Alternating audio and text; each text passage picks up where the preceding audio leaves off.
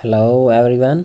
अभी जो हम टॉपिक करने जा रहे हैं वो है एजुकेशन। एजुकेशन में देखिए मेजर एजुकेशनल जो फ़िलासफ़ीज़ आती हैं, मेजर एजुकेशनल फ़िलासफ़ीज़। और ये मेजर एजुकेशनल फ़िलासफ़ीज़ में से आप किसी भी कोई टेस्ट उठा के देख लें, फेडरल पब्लिक सर्विस कमीशन का हो, पंजाब पब्लिक सर्विस कमीशन का हो या सिंध पब्लिक सर्विस कमीशन का हो, उसके बाद आप चले जाएँ आज़ाद जम्मू कश्मीर, जितने भी टेस्ट हेड मास्टर के, एसएसटी के और डीईओ के, एसईओ के जितने भी टेस्ट होते हैं उनमें जो सबसे ज़्यादा क्वेश्चंस आते हैं, 3 से 4, 5, 6 क्वेश्चंस आते हैं, वो एजुकेशनल फ़िलासफ़ीज़ के आते हैं। एजुकेशनल फ़िलासफ़ीज़ में बहुत सी फ़िलासफ़ीज़ आ जाती हैं। उसमें जो मेजर हैं हम वो कवर करने की कोशिश कर रहे हैं। देखें, मेजर एजुकेशनल फ़िलासफ़ीज़ में जितनी फ़िलासफ़ीज़ आ जाती हैं वो हैं 4 फ़िलासफ़ीज़ आती हैं, 4 फ़िलासफ़ीज़। पहली है प्लूरलिज़म आती है, उसके बाद एसेंशियलिज़म आती है, फिर प्रोग्रेसिविज़म है, फिर रिकन्स्ट्रक्शनिज़म है। और ये जितनी भी फ़िलासफ़ीज़ हैं हम इनको आज इस लेक्चर में कवर करने जा रहे हैं। उम्मीद है कि ये लेक्चर आप सबको पसंद आएगा। चलते हैं अपने लेक्चर की तरफ। देखिए, फर्स्ट जो ये हमारा जो फ़िलासफ़ी है, पैरेललिज़म है फ़िलासफ़ी। पैरेललिज़म कहते क्या हैं? पैरेललिज़म होता है अनचेंजिंग, एंड्यूरिंग, जो एवर लास्टिंग चीज़ें हों, जो लॉस ना करें, उसको हम कहते हैं पैरेललिज़म। पैरेललिज़म में सबसे जो पहले जो चीज़ आती है वो है कि स्टडी ऑफ ग्रेट बुक्स। पैरेललिज़म की जो फ़िलासफ़ी है उसमें सबसे पहले जो चीज़ आती है स्टडी ऑफ ग्रेट बुक्स। मतलब जो स्टडी है वो ग्रेट बुक्स की जाए। ग्रेट बुक्स से मुराद के वो जो ओल्ड बुक्स हैं, ओल्डेस्ट बुक्स हैं, ग्रेट बुक्स जो सबसे जो हमारे ओल्डेस्ट बुक्स हैं उनकी स्टडी की जाए। सेकंड कहता है कि स्ट्रिक्ट क्लासरूम डिसिप्लिन, उसका जो डिसिप्लिन है वो बिल्कुल स्ट्रिक्ट होना चाहिए और स्ट्रिक्ट क्लासरूम डिसिप्लिन हो। जब स्ट्रिक्ट क्लासरूम डिसिप्लिन होगा तो वो चीज़ें हमारी प्रॉपर कवर होंगी। ओके, फिर चलते हैं थर्ड नंबर पे। कहता है emphasise on ever lasting reality. ऐसी रियलिटी होनी चाहिए जो एवर लास्टिंग हो, जो ख़त्म ही ना हो सके, ऐसी रियलिटी होनी चाहिए। उस पे ये जो पैरेललिज़म की थ्योरी है एम्फसाइज करती है एवर लास्टिंग रियलिटी पे। फिर कहता है कि education is constant like human nature. Parallelism की थ्योरी कहती है कि जो एजुकेशन है वो कांस्टेंट है। क्या है? कांस्टेंट है लाइक ह्यूमन नेचर। ये कहता है कि जिस तरह ह्यूमन जो नेचर है उसी तरह जो एजुकेशन है वो भी कांस्टेंट है। फिर कहता है most conservative and inflexible philosophy. ये जो फिलॉसफी है एक तो ये कंजर्वेटिव फिलॉसफी है, कंजर्वेटिव है, एंड इनफ्लेक्सिबल फिलॉसफी है। इसमें फ्लेक्सिबल की कोई चांसेस नहीं है, ये इनफ्लेक्सिबल फिलॉसफी है पैरेललिज़म।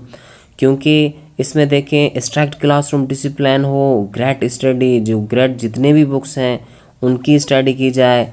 फिर कहता है कि टीचर सेंटर्ड अप्रोच। ये जो पैरेललिज़म की थ्योरी है, फिलॉसफी है, ये इसमें टीचर सेंटर्ड अप्रोच है। टीचर देखें, आजकल हम 21st सेंचुरी में हैं। 21st सेंचुरी जो है वो टीचर सेंटर्ड अप्रोच को मानती ही नहीं है।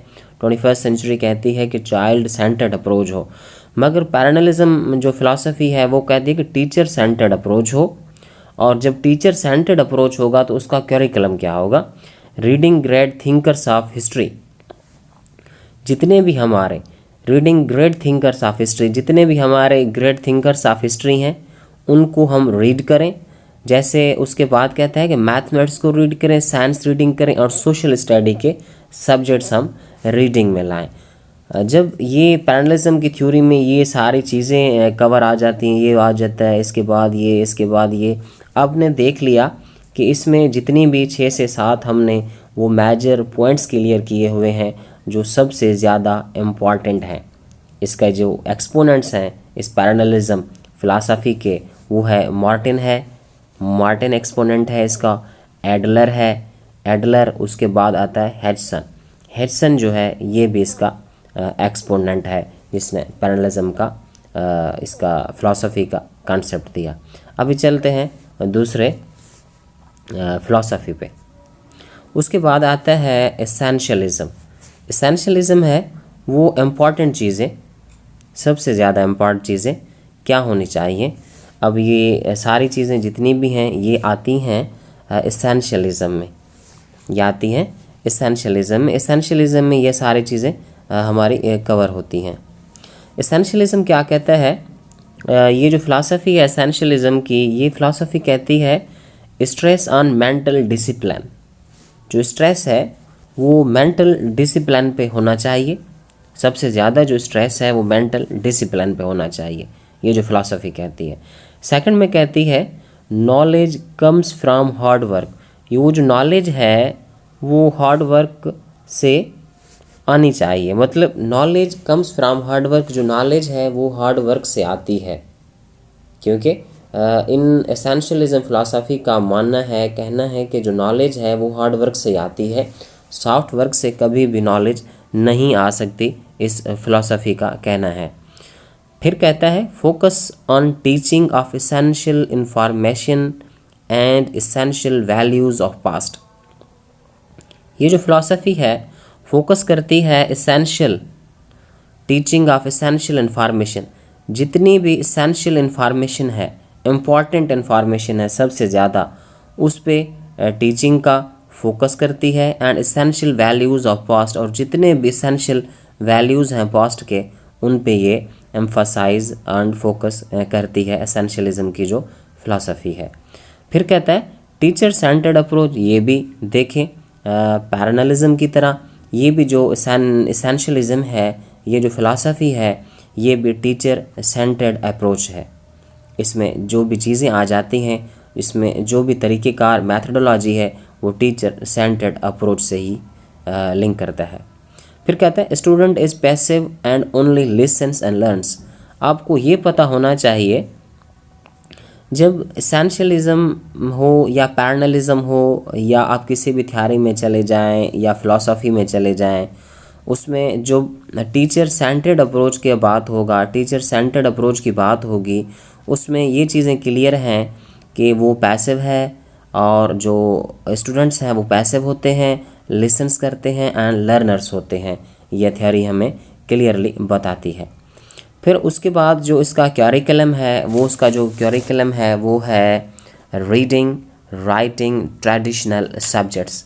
एक तो वो चीज़ें रीड की जाएँ वो जो ट्रेडिशनल हैं, और राइटिंग भी वो चीज़ें की जाएँ जो ट्रेडिशनल इसमें सिस्टम्स में आती हैं, ट्रेडिशंस में आती हैं। उसके बाद ट्रेडिशनल सब्जेक्ट्स ही पढ़े जाएँ, क्योंकि रीडिंग भी हम वो चीज़ें करेंगे और राइटिंग भी इसमें इम्पॉर्टेंट है। और एसेंशियल तो ये चीज़ें लाजमन होती हैं, रीडिंग भी होनी चाहिए, राइटिंग भी होनी चाहिए। ट्रेडिशनल सब्जेक्ट्स जितने भी हमारे ट्रेडिशनल सब्जेक्ट्स हैं वो भी इस फ़िलासफ़ी का पार्ट होते हैं।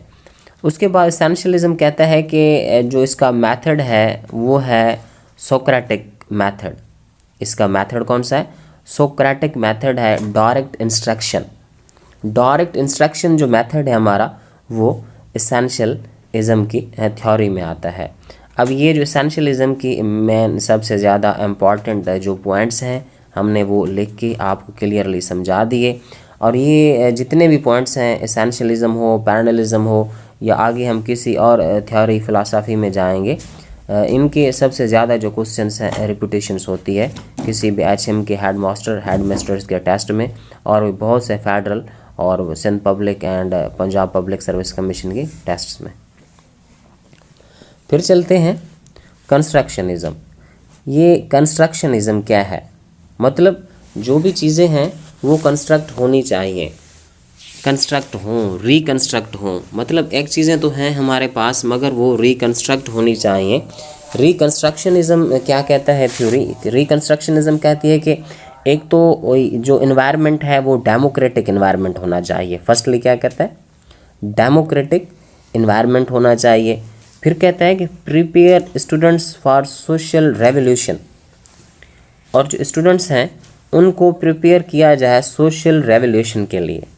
क्योंकि ये जो थ्योरी फ़िलासफ़ी है कंस्ट्रक्शनिज़म की, ये यही कहती है कि सोशल रेवोल्यूशंस के लिए जो स्टूडेंट्स हैं हमारे वो प्रिपेयर किए जाएं।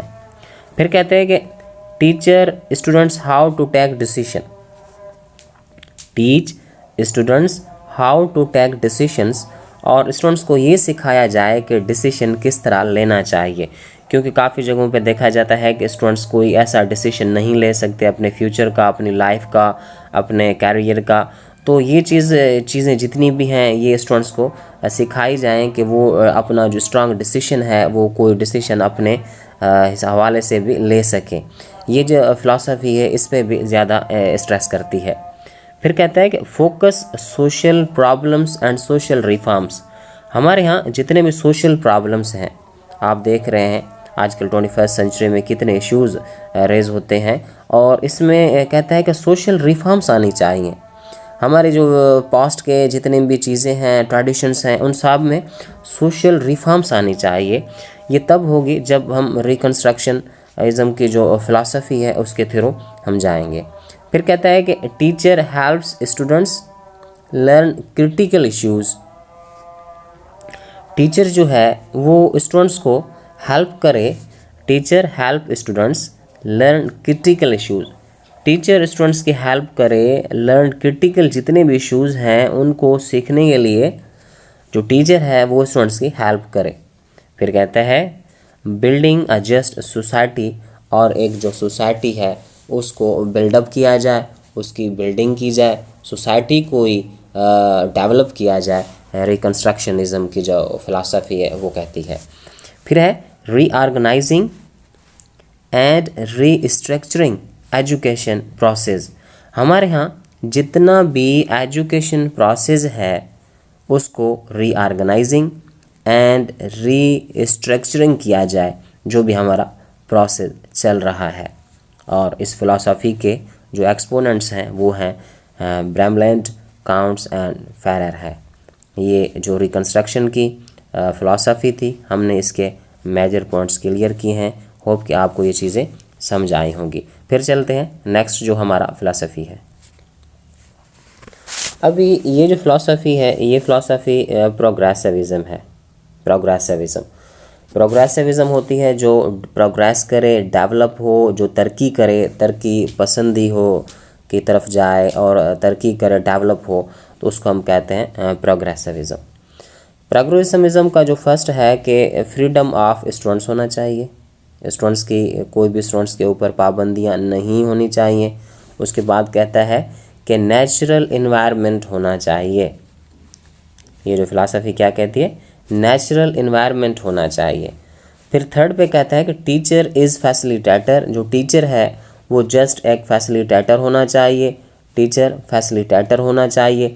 जब टीचर फैसिलिटेटर होगा वो क्लियर सी बात है कि चाइल्ड सेंटर्ड अप्रोच हो जाएगी। क्या होगी?